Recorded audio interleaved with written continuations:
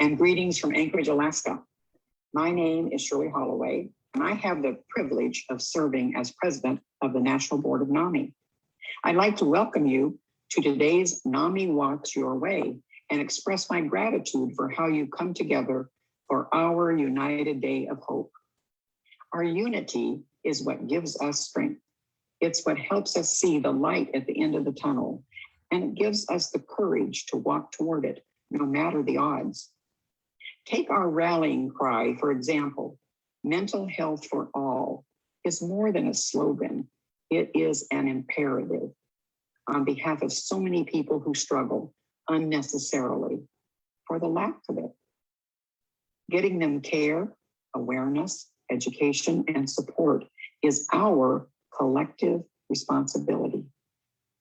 I am so proud to be a part of the awesome work you do every day to meet the needs of those living with mental illness, their families, friends, loved ones, and your communities. I am so proud to walk virtually beside you. It's now my honor to introduce to you our Chief Executive Officer, Dan Gillison. Hello, everyone. I'm excited to be with you. I'm on my porch, and you're going to hear a bit of traffic in the background. Thank you, Shirley. Welcome to NAMI Walks Your Way, a United Day of Hope. Last year, we had our first virtual walk, and we were heartened by the amazing turnout. As we are finally seeing some light at the end of the tunnel, the mental health crisis, which was already in a critical stage before the pandemic, is continuing to grow every day, especially among youth and young adults. Through the accomplishments of the NAMI in your neighborhood and the NAMIs across the country, we are committed to keeping pace, and we will, with the increasing need in your community and across the country. The past year has exposed so many uncertainties, but in our NAMI community, one thing that has never changed: your heartfelt commitment to mental health for all. And that's what makes this day so special. I know we all consider ourselves lucky because with every step we take together, we are united for a common cause to promote awareness, raise funds, and before we get started, I want to express a sincere thank you to the staff, volunteers, and supporters of NAMI state organizations and NAMI affiliates who make this day happen and exceed all of our expectations. If you are just joining us now and have not signed up yet, you can still register at NAMIWalks.org. I hope you will join us. If you're already signed up, what are you waiting for? It's time to warm up and get ready. Remember, practice makes possible. I'll see you all at the finish line. Good morning.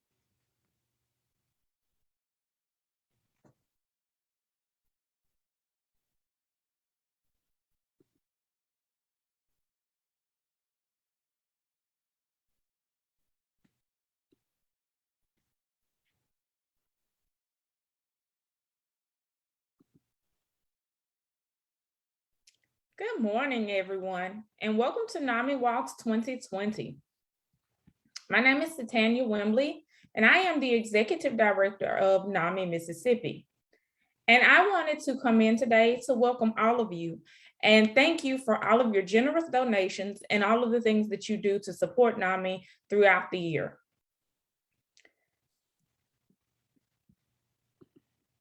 And I wanted to share with you a little bit about what your donations do and why we walk. So as you know, NAMI is the National Alliance on Mental Illness. And what we do is we generally offer support for individuals who live with the mental illness, as well as support for family members who are supporting those individuals. And at NAMI, we focus on making sure that those individuals are able to be active in the community, as well as live a successful and happy life. Mental illnesses are brain disorders that are biological based on medical problems. If untreated, they can cause severe disturbances in thinking, feeling, and relating.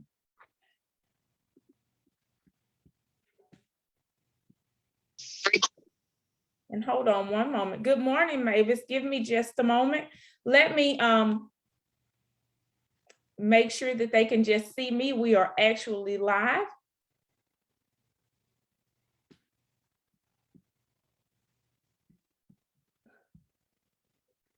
And I am having technical difficulties. I'm trying to figure out how to make me big and you little.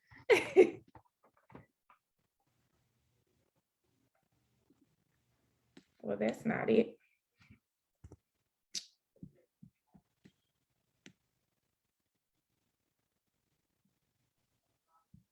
Try the speaker view.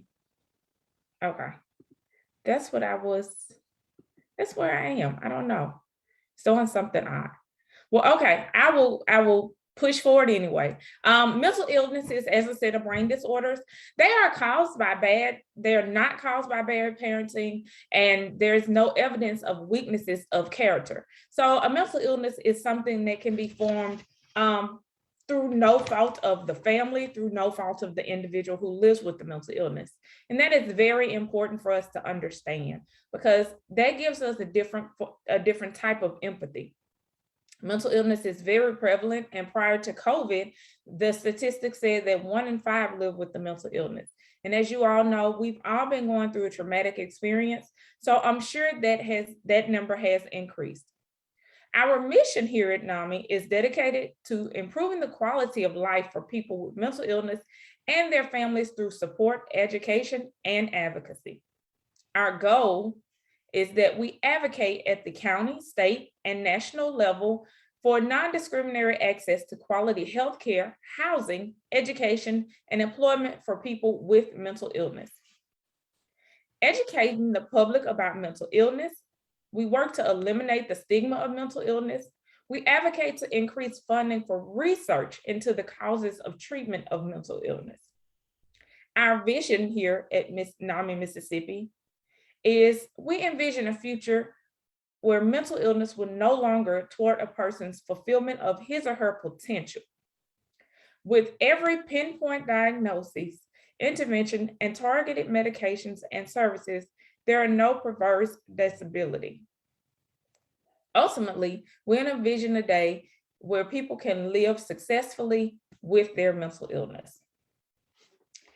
And what we wanted to do is share a little bit about our mission, and that is what we do.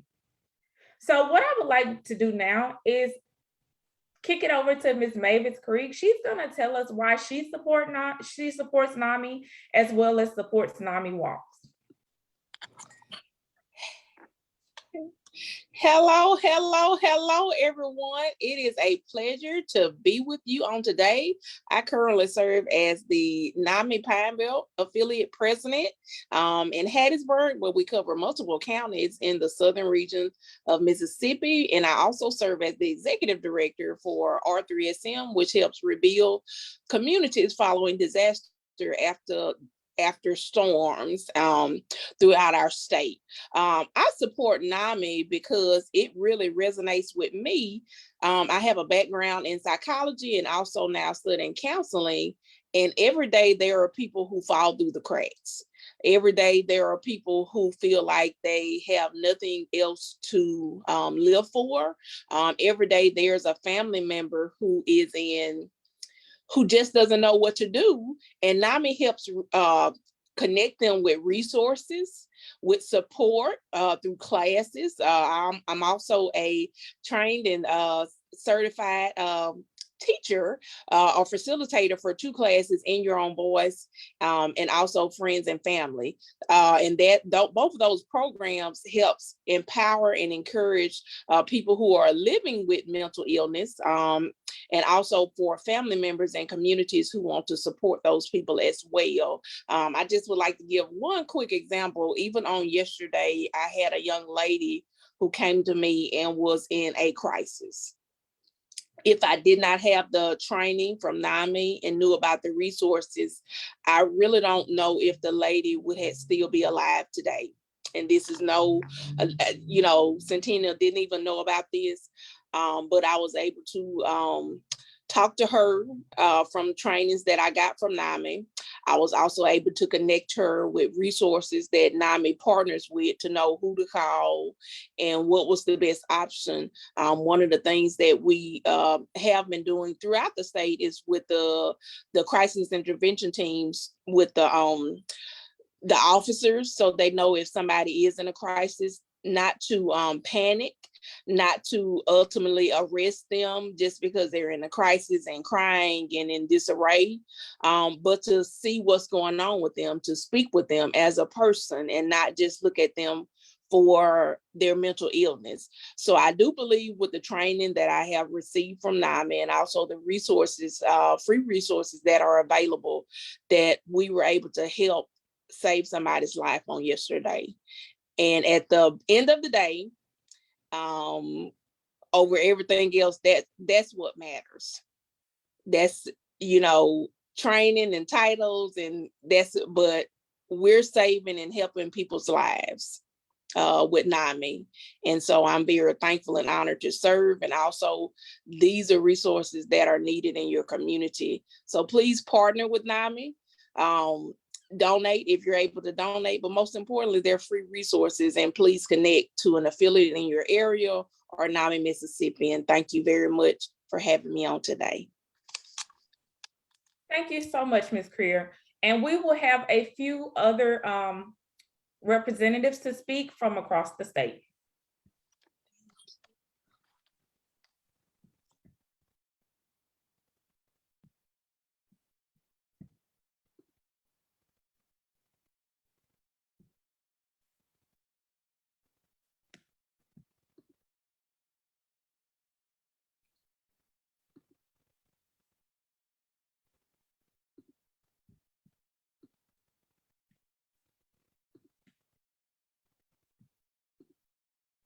Hello, everyone. I'm George Flagg Jr., Mayor of the beautiful city of Vicksburg, Mississippi. I'm excited to be with you this morning and to bring you greetings and welcome you all to the Vicksburg NAMI Walk Your Way.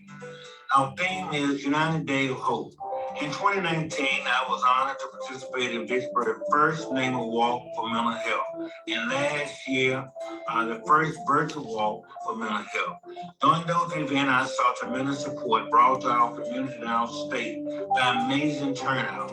The past year has been a challenge for the members of our NAMI affiliate, exposed many changes in our community. But thanks to the retraining, restructuring, and yes, even rethinking how things are done, our Vicksburg NAMI affiliate members and their supporters have successfully continued to offer much needed mental health support to Vicksburg and indeed all over the country. That is what makes this year's walk so special. This United Day of Hope is dedicated to promote the awareness, raise funds, and build community support. That is why I'm so proud to be a part of the awesome work NAMI and affiliate do, both here in Vicksburg and in Warren County, as well as throughout the United States. I commend each of you for your dedication and your hard work as you meet the needs of those in the mental health community. Today, I'm proud to walk virtually besides you and your efforts.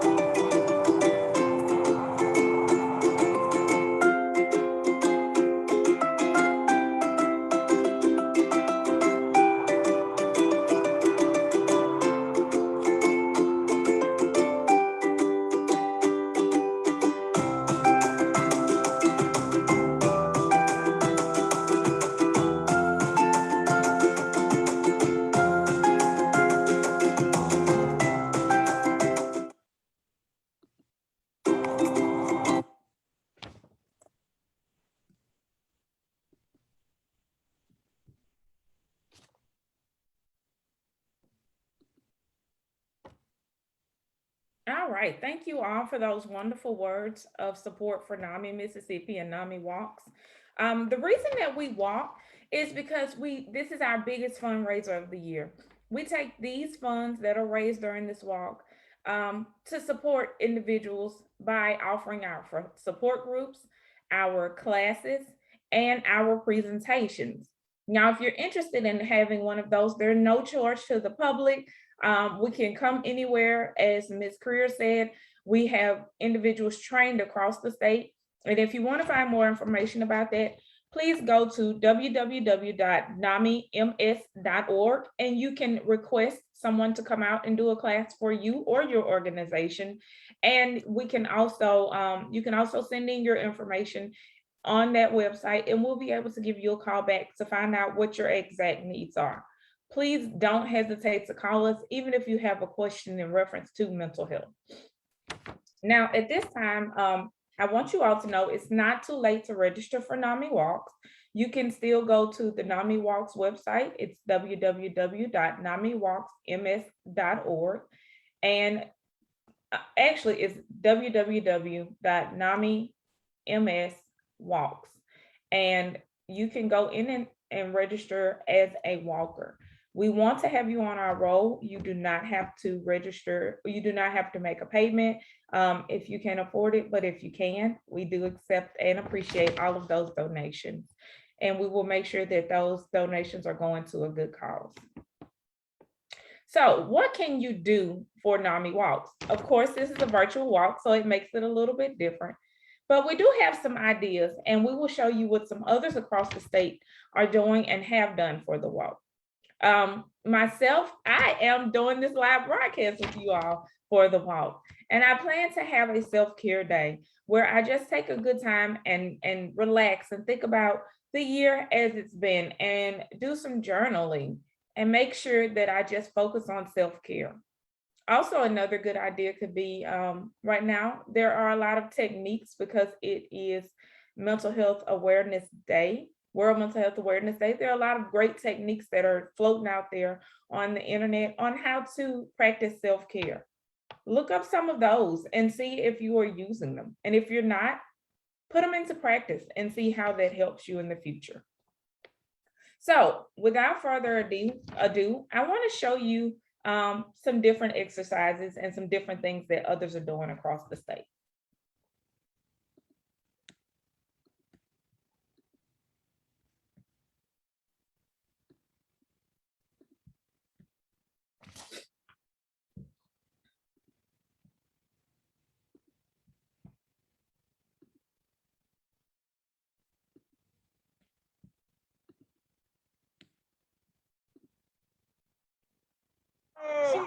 We've been walking together for quite a few years. Just about everybody, every family in one way or another, their lives have been touched by some type of mental health issue. So Mia and I came out today to do our virtual walk. What's great about the virtual walk is not only we're creating awareness, but we can do that anywhere. And it doesn't just have to be walk, it can be whatever you want it to be. One of the most awesome parts about the virtual NAMI Walks Your Way event is being able to customize and tailor the event to your own social group and your own team, and then getting to come back to your computer and see what everybody's doing online and on social media. For NAMI Walks Your Way, I am excited because I get to go wherever I want this time around. Seeing that amount of support that this event brings with so many people coming together gives you that amazing hope that we can together as a society battle that stigma and make it acceptable for everyone to feel that it's okay to be diagnosed with mental illness and there is hope. In the Black communities where I grew up, mental health is not a topic at all. So people seeing me out here, I feel that it will open up some doors for young African males and women. Doing this to the soccer team is one of my favorite parts about supporting NAMI. The NAMI walks are always so much fun, and to speak with them about mental health, and you can see light bulbs going off in their heads and they're all like, how can I get involved with this? Like, why was I never taught this way? The greatest part is just seeing tons of people with their t-shirts, family, friends. To me, it's like a class reunion. It's a great fundraiser because with the monies that come in, it promotes our educational programs that are free for everyone. It's been a year, and that's why we decided to do this on her anniversary of her death, to live like Sierra and together come and do this NAMI Walk Your Way. It just brings us all together to promote what NAMI is about. Raising awareness, stomping out stigma, and recognizing that recovery is possible. Mental health for all means no one will get left behind. Mental health for all.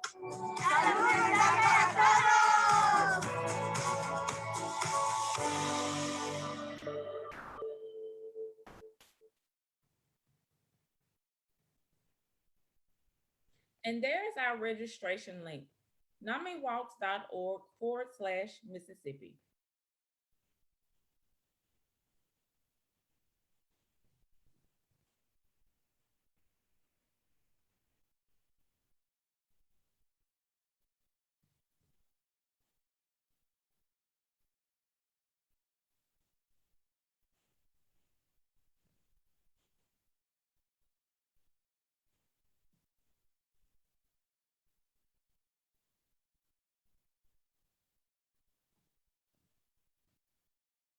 About 50% of students.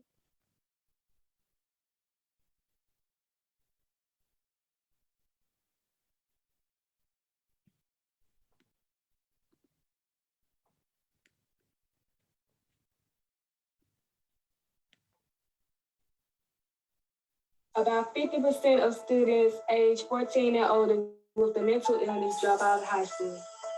1 in 5 youth ages 13 through 18 in the U.S. experience a mental health condition in any given year. Only 20% will actually receive services. 50% of all lifetime cases of mental illness begins by age 14 and 75% by age 24. Suicide is the second leading cause of death in youth, ages 10 to 24. Open up Mississippi and let's talk about mental wellness for youth and young adults. About 50% of students age 14 and older with a mental illness drop out of high school. 1 in 5 youth ages 13 through 18 in the U.S. experience a mental health condition in any given year. Only 20% will actually.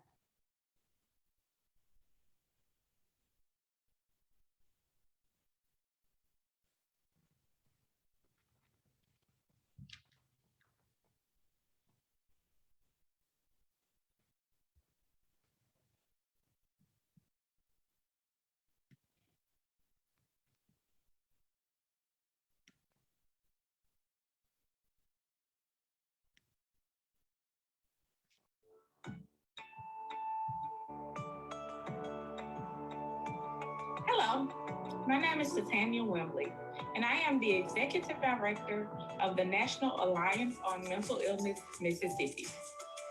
Each year, millions of Americans face the reality of living with a mental health condition. However, mental illness affects everyone directly or indirectly through family, friends, or coworkers. A mental illness is a condition that impacts a person's thinking, feeling, or mood, and may affect his or her ability to relate to others and function on a daily basis. Each person will have different experiences, even people with the same diagnosis.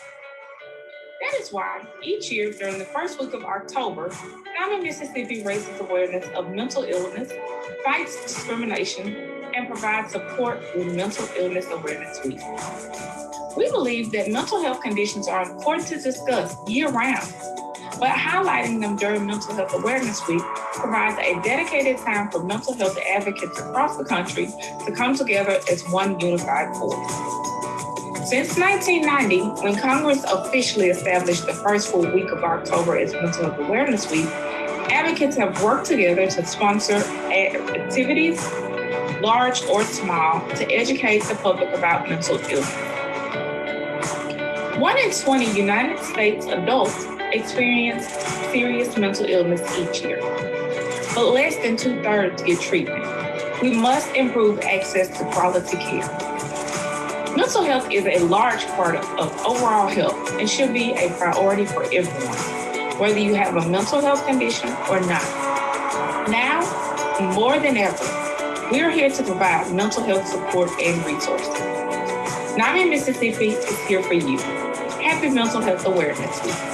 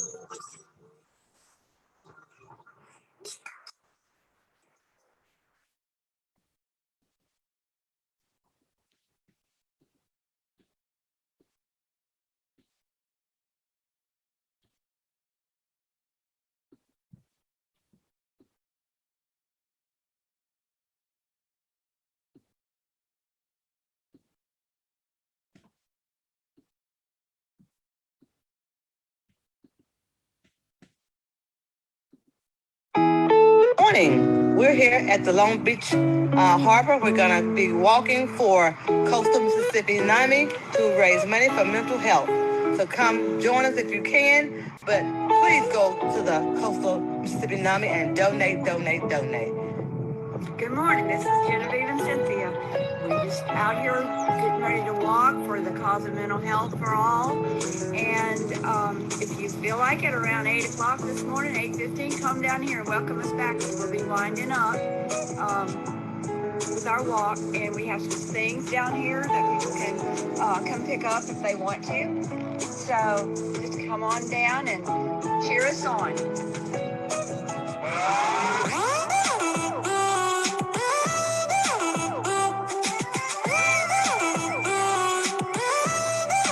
Check it out. Check it out.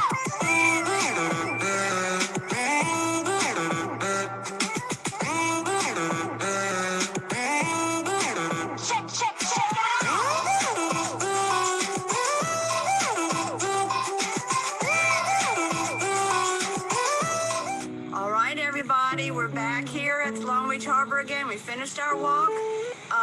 We went a little bit slow, yes indeed. That's because we missed our turnaround point. We walked longer, but that's all right. We also did our family support group on the phone, virtually while we were walking and talking. And that's part of NAMI Coastal Mississippi's, that we have a family support group on second and fourth Saturdays every Saturday, second and fourth Saturday at 9 o'clock. So we did that while we were walking, and we made it back. We're alive and well, and please send us the donations. Go online to NAMI Walks Your Way, Coastal Mississippi. Scroll down to Team Beth or Ducky Walkers and give us a donation. We can keep taking them till December. That's Ducky Steppers. Ducky Steppers and Team Beth. All right. Have a blessed one. Over and out.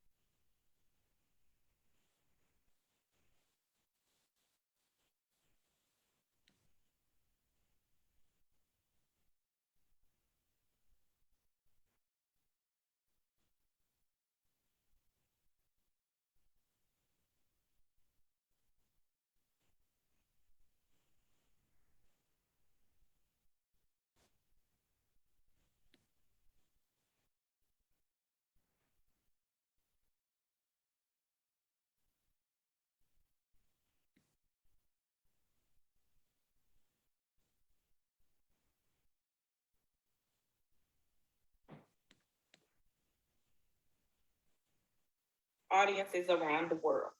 He has a Bachelor of Science degree from Jason Michaels. Jason Michaels is a professional speaker, award-winning magician and author who inspires and amazes audiences around the world. He has a Bachelor of Science degree from Middle Tennessee University and is the founder of Jason Michaels program. He is the founder and president of the International Brotherhood of Magicians, Ring 37, Nashville, Tennessee, and a former board member of the International Live Events Association, Nashville chapter. A storyteller by heart, Jason connects with audiences by combining unforgettable true stories with impossible mysteries.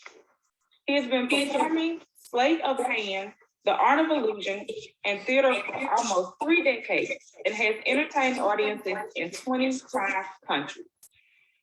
Diagnosed with Tourette's syndrome at age 13, Jason has overcome the impossible and become an internationally award-winning Sleight of Hand artist and professional speaker.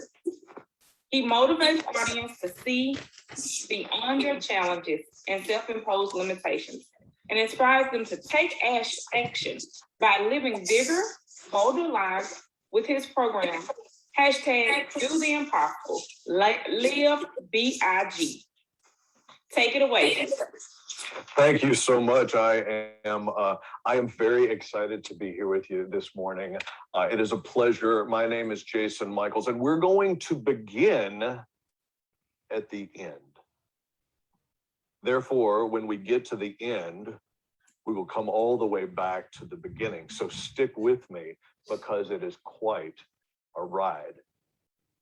There's a famous line in a Blues Traveler song from years ago that goes like this. The line says, "Like a nervous magician waiting in the wings." I was literally that nervous magician. I was standing on the side of the stage. My arms were crossed in front of me and locked behind my back.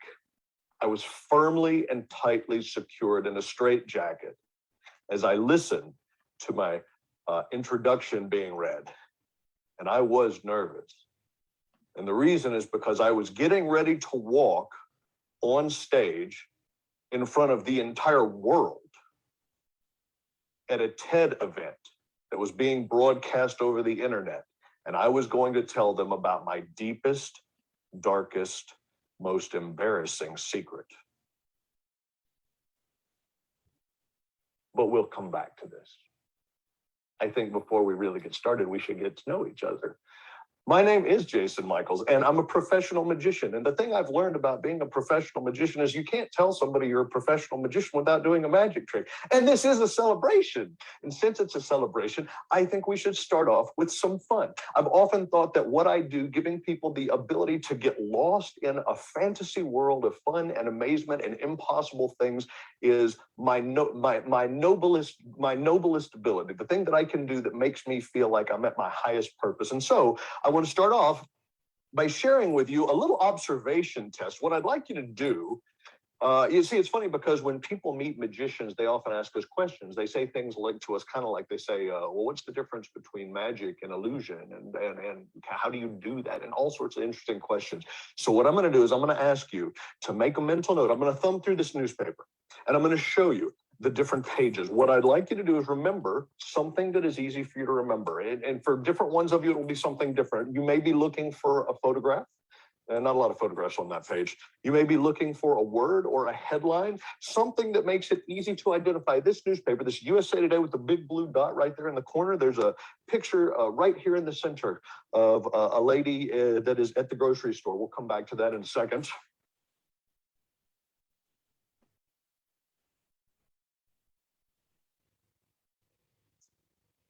Reality. And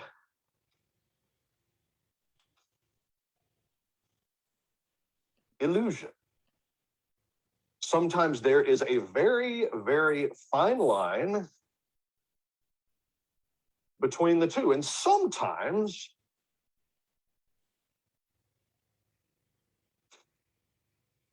we can't tell the difference at all. What we appear to see, what we think we hear, may or may not really be the case. Now, something tells me that there's the very real possibility that after this performance is done, maybe in the chat box, maybe some of you at some point will see each other and you'll be chatting about it. And you're going to say to yourself, okay, this magician guy, this Jason Michaels, the stuff that he did on the Saturday celebration, do you think he was messing with our heads? Do you think he was messing with our reality? Or was it all merely an illusion?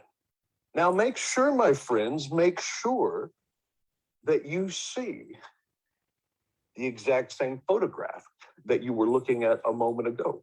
Make sure that you see that exact same headline. Make sure that you see that exact same layout, that blue dot up in the corner with the USA Today, the lady who's at the grocery store. Make sure that you see the difference between reality and illusion. Thank you very, very much. Now, okay, I'm going to be honest with you. It's a virtual show. So I know that you're probably watching this and you want to respond, and I want to hear your response. So there's two different ways you can respond. And you have my total permission to do either one of them. Number one, if you want to open the chat box and type in whatever you're thinking or whatever you're feeling, feel free to do that at the time, whenever, at the time. If you want to type in yay or clap or whatever, do that. And then there will be moments that like that where you know it's an applause point. You know that it's like, okay, this makes sense. This is where we're supposed to clap. You feel free to unmute yourself and go crazy for about 5-10 seconds. It lets me feel that you're with me. And so I totally appreciate you. But let's continue. Let's keep this going. See, I've learned that people, as I mentioned a moment ago, ask magicians lots of questions. They want to know how we got into magic. And so I'm going to share with you a little bit about my origin story, so to speak, when it comes to magic. I was 16 years old. I walked into a magic shop. The magician who was there owned the place, and he was a very, very fine magician. I was there simply to learn a few card tricks because, and the truth is that as a junior in high school, I played poker with my friends on the weekends, and I thought it would be fun to do a card trick for everybody. We played for spare change, nickels and dimes and quarters. And when I was there, the magician performed this magic for me, and I was blown away. I'd never seen anything like it. I'd never seen anything like it. I remember thinking to myself, how have I lived this long and I've never seen anything like this? And then I thought to myself, I have to share this with people. This is the greatest thing I've ever seen. At the same time that I fell in love with magic, I was also taking classes in speech and theater, and I found the stage. And I fell in love with it. I loved being in front of people and acting. And then I continued to study theater and acting when I went to college, and I was very passionate about it. When I finished with all of that stuff, I had to figure out what I was going to do. Did I want to be a professional actor? And probably a professional waiter at the same time. Did I want to move to New York or LA and pursue that? Or did I want to do magic? And I decided that I wanted to follow magic. Now, the thing about following magic is that I knew I had to find a way to differentiate myself from all the other magicians out there. And the way that I did that was I took the one thing that was really different about me from all the other magicians. See, it may be hard to believe this, but most magicians don't have a great deal of theater training. They have a lot of magic training, but acting training is something that is not typically studied as a magician. So I decided that I would take two things that I cared about: my theater training, specifically my interest in Shakespeare, classic theater, and I would combine it with classic sleight of hand, a trick that some people believe to be thousands of years old, an ancient trick known as the cups and the balls trick. I took these two pieces, I combined them, put them together, and then I took this to international magic competitions, which is something that most people have never heard of, but they do exist. And we go to these magic competitions to meet other magicians and to learn from other magicians, go to lectures and to compete against each other and get to know each other. This piece that I'm about to share with you did very, very well at those magic competitions. And this is the piece that I've had the opportunity to travel kind of all over the world performing. So what it requires, I'm going to be honest with you, if you are not willing to kind of get lost in the imagination of it, and it does require a little bit of imagination, then it's just 5 minutes of complete silliness. But if we get lost in the fun, and we get lost in the imagination, and we pretend that we are going back in time to the days of Shakespeare. If we pretend that we are walking down the path and we happen to meet a Shakespearean street performer, then that might look something like this. Gather round, ladies and gentlemen, gather round. The game is about to begin. Excuse me, have you ever played this game before?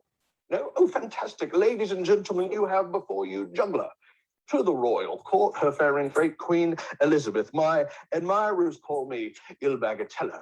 You fine folks may call me Francesco. Francesco of Milan at your service. My specialty, jugglery. Perhaps you haven't heard of it by that phrase. Perhaps you know it by the French term legerdemain. Yes? No. Oh, you might know it by the American phrase, sleight of hand. Yes, I see you recognize it, don't you? And you also recognize these. They are the tricks of the trade. They are a classic bit of conjuring known as the cups. And of course, where there are the cups, there is of course also the ball right here in front of your very eyes. The cups and the ball happening here today just for you. Now pay very close attention, friends, because it happens very, very fast. The ball does appear to disappear from the top of the cup. Now, what you must be aware of, friends, is that the ball never actually disappears. No, the ball is always in play. In fact, yes. Okay. Well, that's not completely true. Occasionally the ball does completely vanish. And when it does vanish, it always jumps right back inside. When it does, it always jumps right.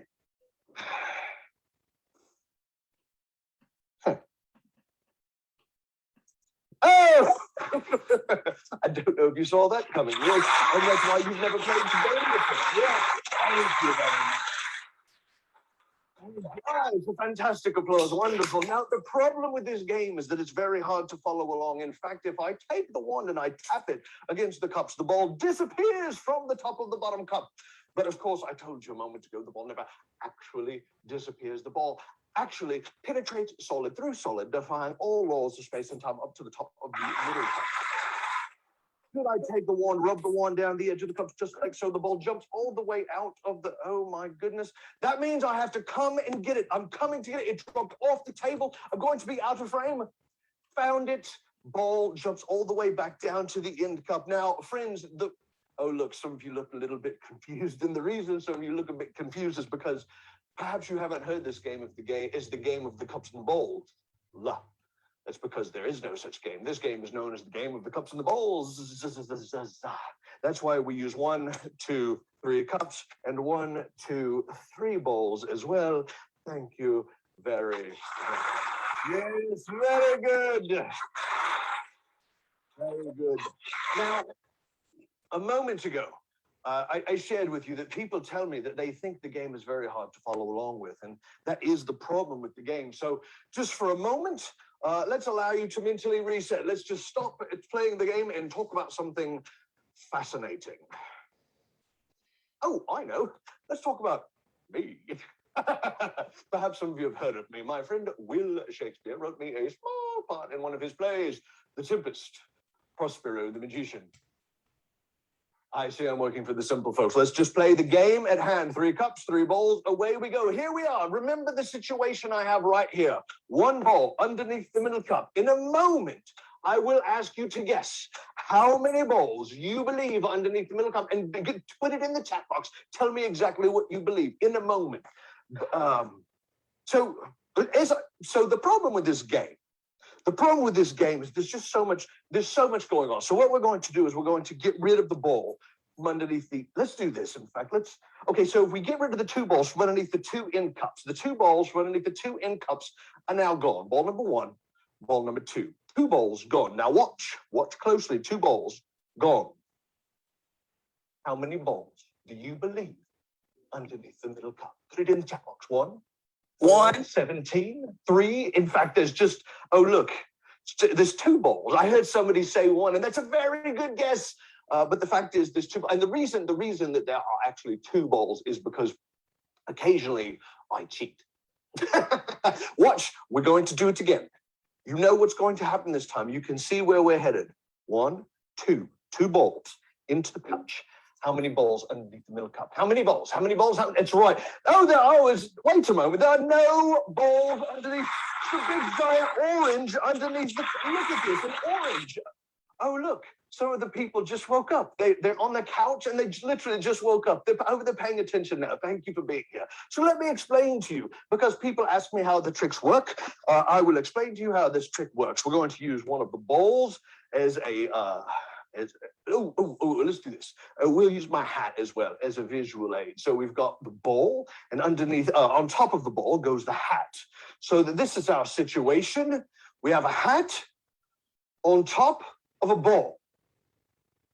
There is a bowl underneath a hat. There is a bowl. There's a hat. There's a magic wand. If I snap the wand against the table, the ball disappears from the hat. Reappears in the pouch. Snap my finger again, the ball is back. Thank you very much. Yes.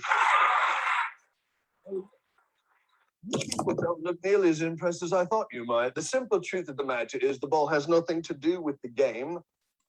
The ball is not about the game. The game isn't the balls. The game is about the oranges. But there's not one or two cups. There's 1, 2, 3 cups, which means there's 1, 2, 3 oranges as well, my friends. That is the game of the cup of the ball. Thank you very, very much. Yes. But wait, friends, wait. What you've just seen cannot happen. And I'll explain to you what I mean by that, because you can see the orange does not fit underneath the cup. Look, the orange is too big to fit underneath the cup. You can see that the orange is too large to fit underneath the cup with the other three oranges underneath the cup. Well, it's a lime. Citrus fruit, citrus and no scurvy. And wait, alas, underneath my hat, poor Yorick, I knew him well. That, my friends, is the game of the cups and the bowls. Thank you.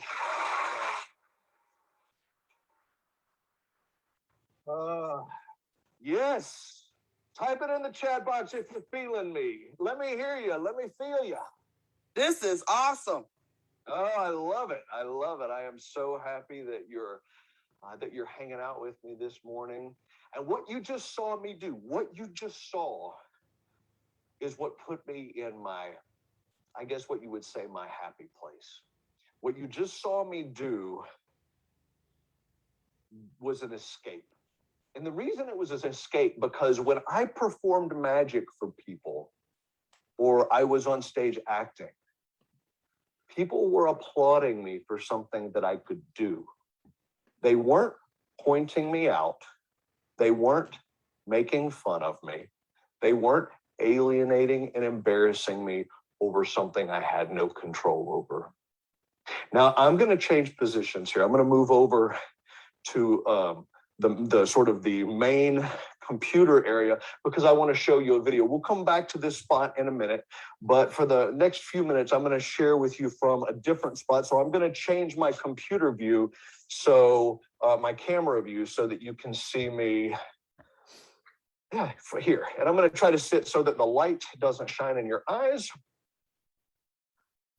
You see, a moment ago, I talked about the difference with the newspaper. I talked about the difference between reality and illusion. And I like to think about that, not just from the point of view of a great magic trick, and it is a great magic trick with an interesting message, but I like to think about it in terms of the message itself. The difference between reality, real world, what people really live through, and the illusions that are out there, the illusions that sometimes that people want us to believe about the world or about ourselves, or the messages that aren't even real, but that people try to sell us on, these illusions versus the reality of our real world lives that we live every single day.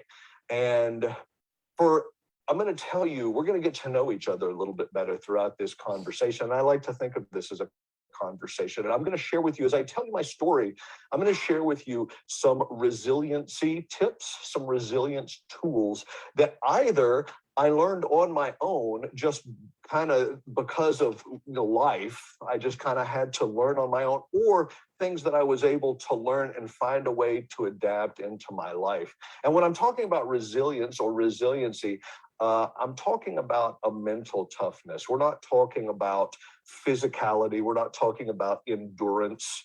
We're talking about the ability to have to recover quickly from challenges and from difficulties. This story and this journey into resiliency and mental health for me began as a 7-year-old little boy. And I was sitting on the passenger side next to my dad as we drove across town to school. And I was constantly rubbing my chin against my collarbone. And I'd been doing this on and off for several days, and I was incredibly frustrated. And I didn't know why I was doing it. And this is my first memory. This is the beginnings, as I think back to being a young person, to dealing with uncontrollable movements that it's so hard to explain sometimes to people when I say uncontrollable movements, and they think to themselves, or they say, well, can't you just try a little harder? But it's not how it works. Uncontrollable movements are uncontrollable. They happen rapidly, repetitively. They happen over and over and over again. And I didn't know why I was doing these things. It was so frustrating. My family, I was very fortunate with my family. I have been incredibly blessed with a great family that got me all the help that I could possibly need. And we saw different doctors. And I remember sitting in the waiting room when I was 13 years old of a pediatric neurologist. And we went in, and the doctor was able to diagnose me after having seen multiple different doctors, pediatricians, psychologists, that nobody really knew what it was, because you have to remember at this point in time back then, the issue that I was dealing with, which I will tell you what it is in a second, but the issue that I was dealing with was there was not a great deal of education about it. And this pediatric neurologist said, you have something called Tourette's syndrome. And what happens with Tourette's syndrome is you have what are called tics. And I've just described what a tic is to you a moment ago. It's a rapid, repetitive, uncontrollable movement or vocalization. It's not, a lot of people, and the media has made it almost a joke that people with Tourette's, they curse uncontrollably and make everybody very uncomfortable. But that's not what Tourette's is for most people. Tourette's syndrome, in fact, that's not what Tourette's syndrome is for me. Only a small portion of people deal with that type of Tourette's syndrome. For me, that only happens to me when I'm on the golf course, and that is way controllable. But I had something called Tourette's syndrome. And so what's interesting about it, as I will tell you my story, is that when I hyper-focus, and hyper-focus is just my term, I super focus, mega focus, whatever, when I really focus on what I'm doing, the tics don't really come out that much. But sometimes people look at me and they'll say, do you really have Tourette's syndrome? We watched you do a magic show for an hour and we didn't see you with any tics. And so what I'd like to do is I would like to show you just a little, I'm going to share my screen with you, and I'm going to show you just a little clip of what the tics look like. So this is this would be an example of my tics. All right. Yep. All right, Jay. So first of all, just sort of be like, hey, I'm Jason Michaels. You know, I've been doing magic ever since I was a little kid. So let's see here. Did that? Hold on a second. Show right. Okay. Okay, now I have to get, oh goodness, now I have to get out of this. Okay, so that is what my tics look like when the tics usually come out when I'm not extraordinarily focused on what I'm doing at that exact moment in time. And they stop traffic, so to speak. They're the type of thing that when people see them, because most people they're not used to seeing something like that, or maybe they're not expecting to see something like that when you're in the grocery store, They say things to you, they make comments, they stop and they look at you and they stare, and so embarrassing. And when you're a child and you have these uncontrollable tics, and people make fun of you, or sometimes people point you out and laugh at you, even as an adult, as hard to believe as that might be, when you get made fun of for having a condition that you have no control over, you develop resiliency. Or maybe you don't. Maybe instead of developing resiliency, you feel like a victim. And I understand what that felt like. And although I am sharing this program with you, I'm not the most important person in this program. And so I want to ask you, you're learning about me, you're learning about my struggles and what I've had to deal with. But if I am someone who has had to deal with Tourette syndrome, what are you dealing with and who are you? Because the thing that I have learned over the last year is that with this COVID pandemic that everyone has had to deal with, it has become painfully obvious to me just how important developing resiliency is. And when you deal with quarantine and loneliness and sadness and anxiety or lack of focus or lack of motivation or depression, you have to develop resilience. Or, like I said a moment ago, maybe you don't. But I believe firmly that we cannot allow ourselves to feel like pinballs. We can't allow ourselves to feel like the world is bouncing us off, although it'd be very easy for me to feel that way.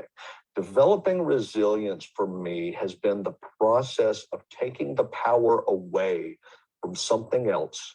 And what it was for me was Tourette syndrome, taking the power away. And you have to understand that Tourette syndrome for me, and I'll tell you a little bit more about this in a second, it was so paralyzing. The tics were so paralyzing and so embarrassing. Developing the techniques I'm going to share with you in a moment took that power away and gave me the power. And it instilled that power in me, and they can do the exact same thing for you. This is a choice to become more resilient, is a choice that we can actively make. So let's revisit the question. Who are you? Because I'll tell you who I'm not. I'm not Tourette syndrome. Okay, I'm not. Tourette syndrome just happens to be one little tiny element. You are not depression. You are not anxiety. You are not sadness or loneliness. You are not suicidal thoughts. These are tiny elements in a much bigger picture. When I like to ask people, when I have a little bit more time, to take out their phone or grab a piece of paper and a pen, and we take about 60 to 90 seconds. And I say, what I'd like you to do for the next 60 to 90 seconds is I'm going to completely be quiet, and I want you to write down everything you think of when you think of yourself, every element and every trait that makes you who you are. And for me, that would mean that I write down that I am a son and a brother and a magician and a speaker and an author and a friend. And I would just sit there and I would say, write for the next 60 seconds. And I would encourage you to, you may not have the ability to do that right now because we're going to continue, but I would encourage you to do this exercise, because what this exercise does, taking 60 seconds, 90 seconds, maybe 5 minutes to write down all the elements and all the traits that you can think of when you think to yourself, you realize, at least I did, that my name isn't Tourette syndrome. Tourette syndrome is just one tiny little thing that makes me up, one tiny little element. So from age 7 to age 13, we went to see numerous doctors.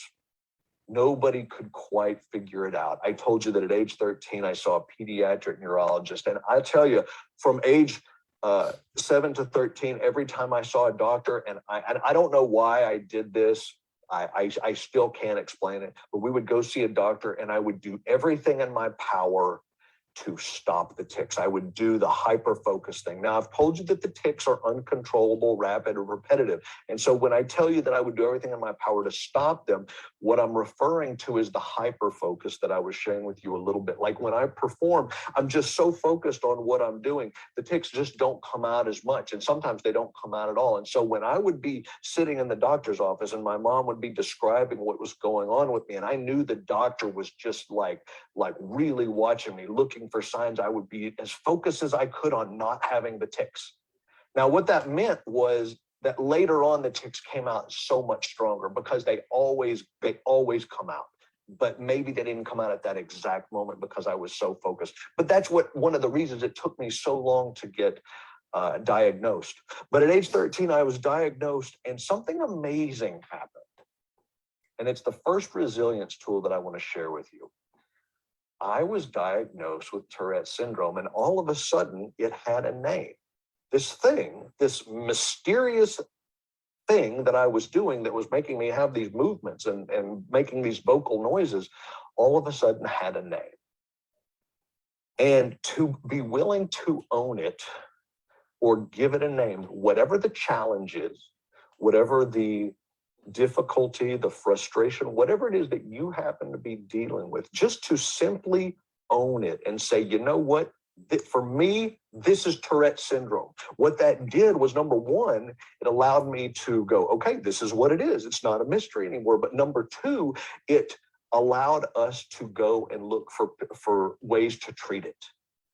And I'm going to be honest with you, whenever I talk about people being willing to own it and to give whatever you're dealing with a name, I think of it as a massive act of bravery. I really do. It can be so difficult to be willing to own up to not having everything perfect in life. It can be so difficult to say, hey, I'm dealing with this challenge, I'm dealing with this thing.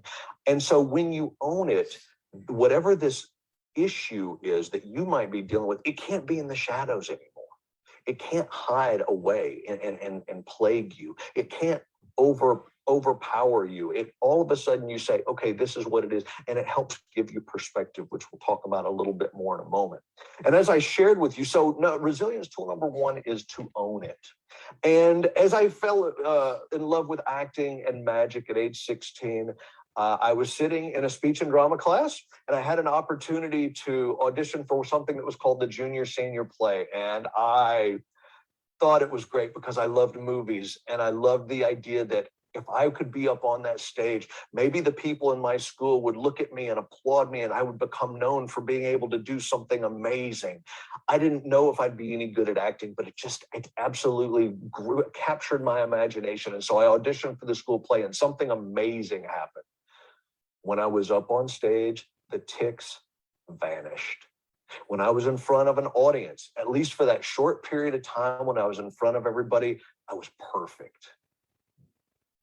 That led me to finding and following my passion for acting and my passion for magic. And I followed it for years. I followed it into college and through my 20s and into my 30s. I followed magic, I followed theater, I followed acting, and I met a pivotal person in my life, a man named Stephen Bargatze. Now, if any of you follow the comedy scene, there's a comedian named Nate Bargatze. He has several Netflix specials. Nate Bargatze is all about my age, and Stephen is Nate's dad. And Stephen is a brilliant magician and comedian, and he lives here in Nashville, where I live. And Stephen, what he does and what he did when I met him is he would go into schools, middle schools and high schools, and he would share his story of growing up in an abusive and alcoholic home. And he was able to find out about my story. And we became friends. He saw something in me that I could not see in myself. And he started to say to me, hey, I think you should start doing, and then he told me what he wanted me to do. And I said, I will never do that. I have no interest in pursuing it. I'm never going to do it. And what he wanted me to do ultimately is resilience tool number two. Talk about it. You see, I was so embarrassed. It had such a hold over me that I was in my 30s. I'm a full-grown adult at this point. And I was so embarrassed by the tics still that I couldn't talk about it. You don't even understand. I couldn't even talk to my parents about it, who had gotten me so much a fantastic, all the medical care that I need. I couldn't say the words Tourette syndrome. It was deeply painful for me. But my friend Stephen Bargatze is a very persistent man. And it took him years, and I mean years. Over the course of years, he little by little chipped away, and he little by little found opportunities to take me with him so that I could see him speak to groups. And little by little, I started doing what was by far the hardest thing for me, and it was being willing to talk about it. And when I say talk about it, in terms of resilience, I'm not saying that you need to do what I'm doing right now. You don't have to stand up in front of the world and talk about it. It's not necessary. When I say talk about it, what I mean is to find someone trusting, that you can trust, a trusted friend that you can talk about it with, someone that you can say, hey, I'm just dealing with this. It feels overwhelming. It feels like it's more than I can handle sometimes. And to talk about it takes away from the power and gives you the power again. What I realized when I started talking about it is that I normalized it. All of a sudden, Tourette syndrome was just a small piece of me. It wasn't my entire identity. And I realized that Tourette syndrome was not this giant weakness that I thought it was, because I thought it was a weakness. It wasn't a weakness. It was just part of my makeup. It was just part of me. And then as I got more and more comfortable talking about it, I decided to write a book. And I wrote a book that is actually an Amazon best-selling book called You Can Do the Impossible Too. And this is the perfect opportunity to do a little more magic. So let's go over here, and I'm going to show you my book. This is my book, You Can Do the Impossible Too. You can get it on Amazon. It's very cool. I need somebody to help me out. And you know what? I should have nominated somebody to help me out. So whoever is moderating, whoever is watching, why don't you just help me out? There are several people. I know who want. Somebody unmute yourself. I need some. I can help you. Okay, now I'm going to be honest with you. My screen is over there, so I don't know who's talking right now. I'm looking at a camera. Who is this? This is Nathaniel. Okay, so Nathaniel, so I have 2 decks of cards. Here's what I'm going to do. I am going to shuffle this deck of cards, and I will show you the cards. They're number cards, picture cards, red cards, black cards, lots of choices, lots of possibilities. What I'd like you to do in a moment when I start shuffling is I will have you say the word stop 2 times. And each time you say stop, I'm going to put the cards on the table, okay? Okay. So you say stop whenever you feel like it. Stop. That's stack number 1. Here's stack 2. Stop. Oh, perfect. I just got rid of all of them. Now, here's what we're going to do. We're going to look at your choices. You created 2 stacks of cards. Let's take a look at your choices. You're going to choose between a 7 and... Okay, so I guess you're not going to choose. I guess you're getting a 7. Okay, so 7. Okay, so I was hoping it would be 2 different numbers. It's the same number. It's perfectly fine, Nathaniel. So here's what else I have. I have another deck of cards. I'm going to show you this deck of cards is a deck of alphabet cards. They're mixed up. There are different alphabet cards. Some of them are repeated. Now, because you chose a 7, I'm going to do exactly what I did a moment ago. I'm going to shuffle the cards just like I did a moment ago. I need you to say the word stop a total of 7 times. Now, here's what's important. Before we run out of cards, we have to say stop 7 cards. Are we cool? Got it. Okay, so I'm gonna go a little bit slow to give you time to say stop. Fair enough? Here we go. Stop. All right, Stop. that's 1. Stop. That's 2. Stop. That's 3. Stop. That's 4. Stop. That's 5. Stop. That's 6, and this will be the last one. 7. Stop. There we go. Now these were the leftovers. I'm going to put them back in the box. We don't need them. All right. So here, check this out. Here's what's interesting. My book, You Can Do the Impossible Too. You had 2 numbers, 2 7s. I was going to give you a choice, but what that also does is it creates the number 77. And if we turn to page 77 in my book, it says, check that out, it says chapter 7. That's kind of weird, isn't it? Check this out. It's page 77, chapter 7. At the top, the first couple of words are these: working for Brett Daniels. This is the story of a magician that I worked for several years, and it was a pivotal point in my life. I really learned magic. Like, I really learned it. Working for Brett Daniels. Let's look at the tabletop. Hold on, let me move these so that you can see them. Working for Brett Daniels. Now, you have 7 stacks of cards here that you said stop. Working is 7 letters. These are alphabet cards. And the top card of this is the W, and the top card of this stack is an O. The top card of this stack is an R, and then a K. Working is 7 letters, W-O-R-K, and then we have an I, an N, and a G, and that. Give us a round of applause, everybody.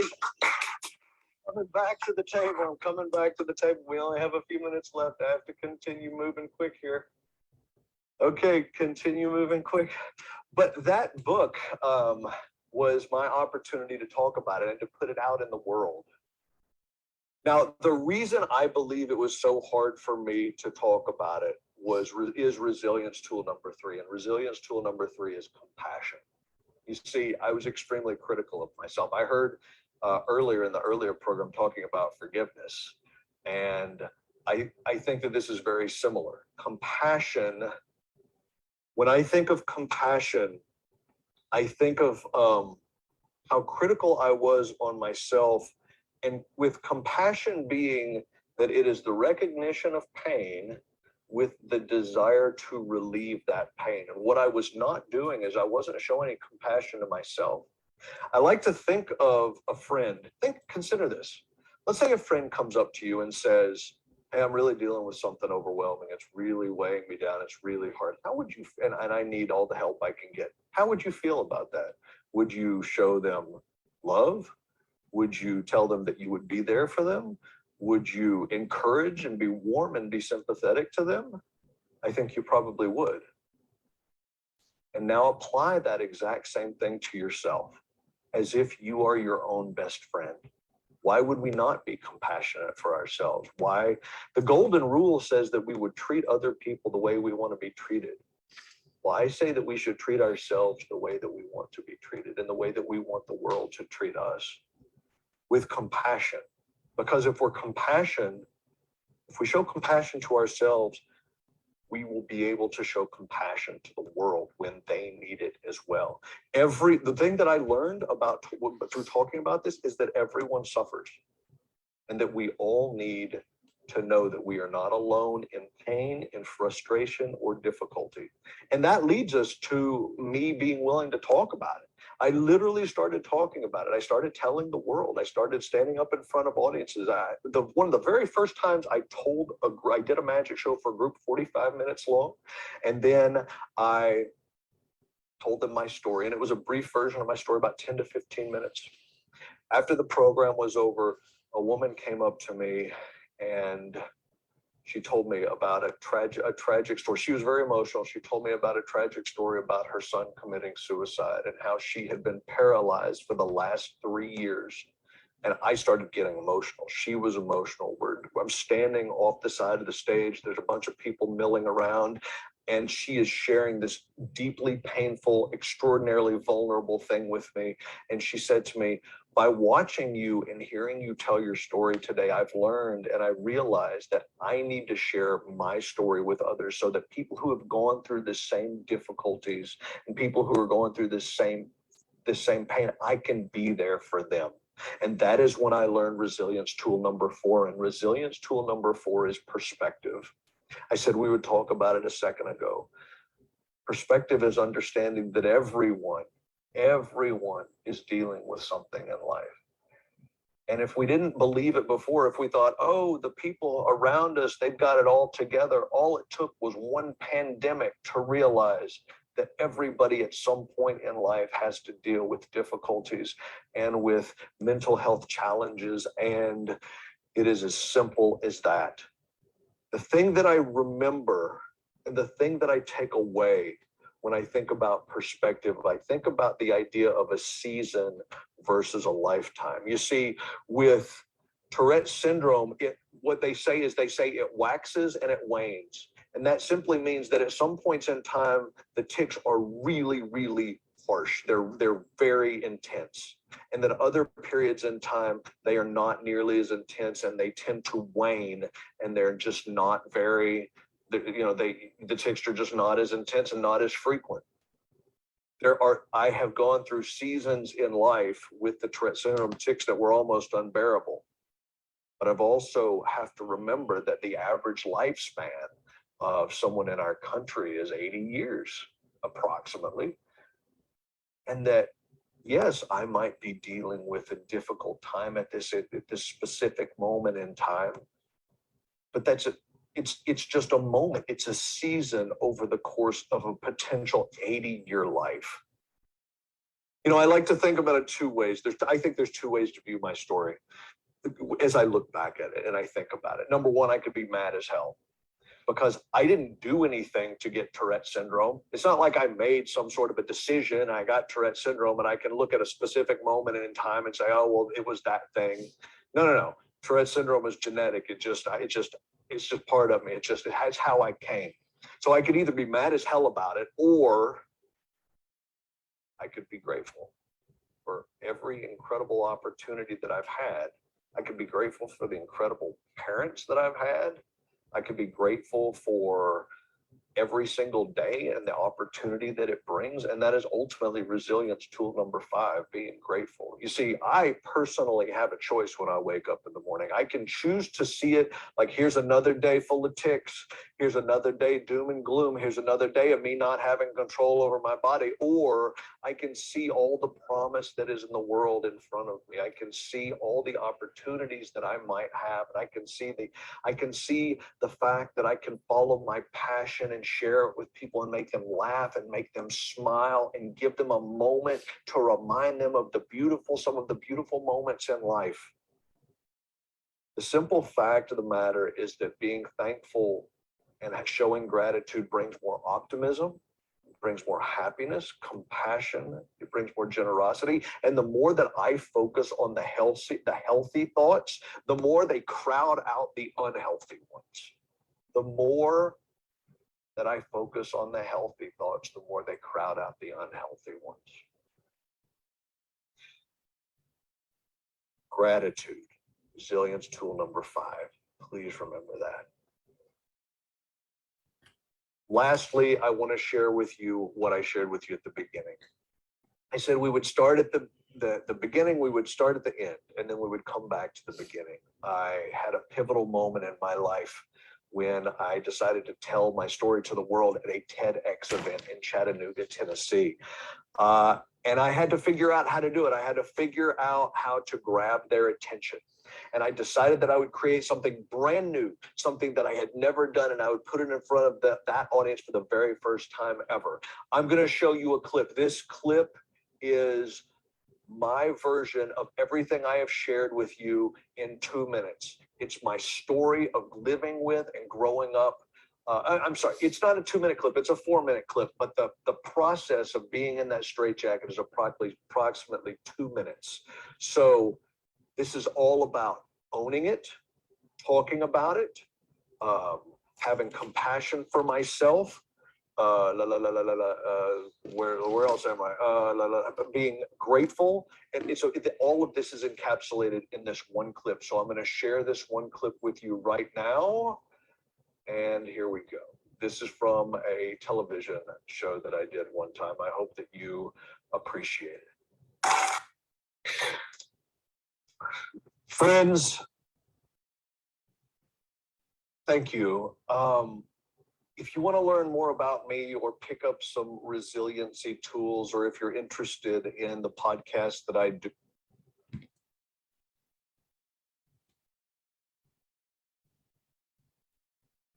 Hello, everyone, and thank you so much for being at the walk with us today.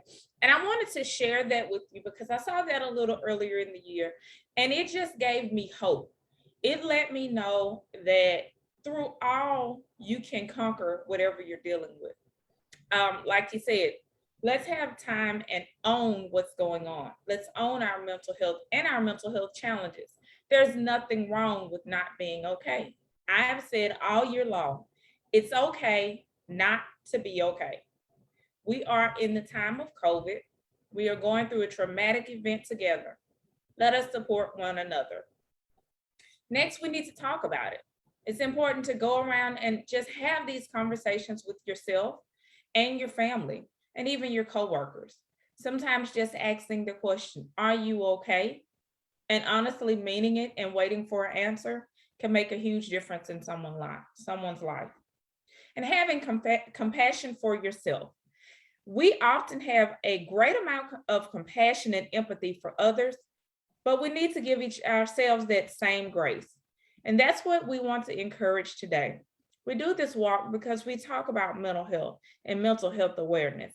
And we want to share with everyone that it's not uncommon to have a mental health issue, but we do plead for you to go out and get help if you are struggling. And if there's anyone that you know that is struggling, please reach out to them and ask them what you can do to help them. If you don't understand what to do or you need more help in training, please go to our website or feel free to give us a call at the state office. Our website is NAMIMS.org and our state office number is 601-899-9058. And you can call us any day of the week between 9 and 4:30, and someone will answer your call. If not, we'll get back to you within 48 hours, but it is important to actually make the call and find out what you can do to better assist yourself with your mental health. Now, I want to thank everyone who has been on the call with us, everyone who is supporting NAMIWalks, and I wanted to kind of update you all. So for NAMI State, our goal this year was 26,000. For NAMI Mississippi, our goal was 26,000. For the entire state, our goal is 50,000. As of right now, and we've had about 5 or 6 wonderful donations to come in the last hour, we are at 76% of our $26,000 goal. So we're asking you to go in and donate. The smallest amount can help. One of the things that I always say is it takes a tribe. And what that means is if everyone pitches in $5 to $10, we can chop this down very quickly. So we are currently at 19,840. We have until December the 9th to reach our goal. And the goal overall is 50,000 for the entire state for funds that will be going towards helping individuals in your local areas to support mental health and mental wellness. So with that being said, please go to NAMIWalksMS.org and search for Mississippi. You have multiple walks to choose from. This year we have a walk, this year we have participating NAMI Coastal Mississippi, NAMI Vicksburg, NAMI Pine Belt, and NAMI Oxford. All of those walks, if you're in those areas, registration is open for the walks and everything will stay open until December the 9th. Let's not forget, if you actually raise $100, you get a free walk t-shirt. And you get to be a part of our exclusive walk t-shirt club, which means everyone around the country will know that you raised those funds. Also, we have some other prizes. If you raise more than $100 that you can receive. So go to our website and check on that. And we are glad to have you today. Thank you for all that you do for NAMI and all that you have done across the year. And I look forward to working with you over the next year in reference to NAMI Mississippi and sharing mental health and mental wellness.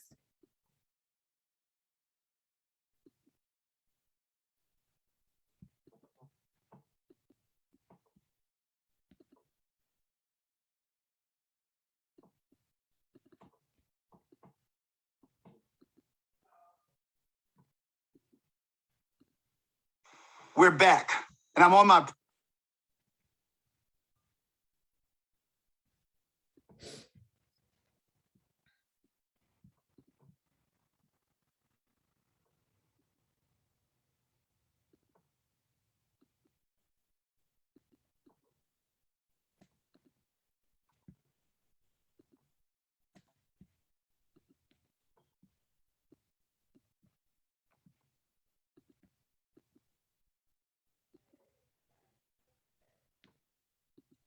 Hello, we're back, and I'm on my porch.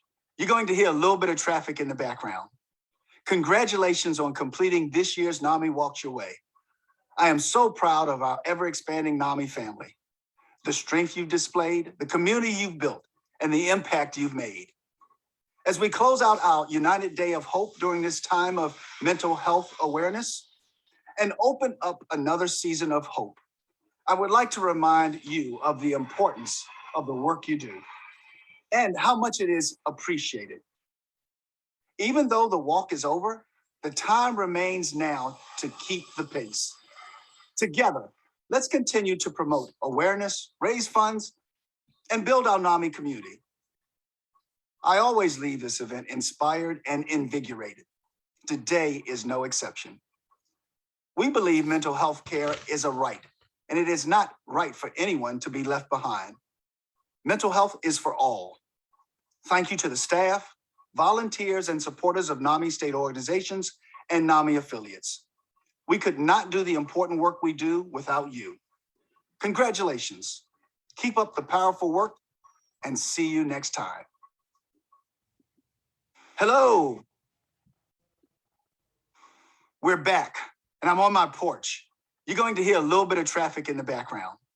Congratulations on completing this year's NAMI Walks Your Way. And with that, everyone, this concludes our NAMI Walks 2021. If you have any questions on the information shared, please feel free to contact us at the NAMI Mississippi State Office. And again, thank you for sharing hope.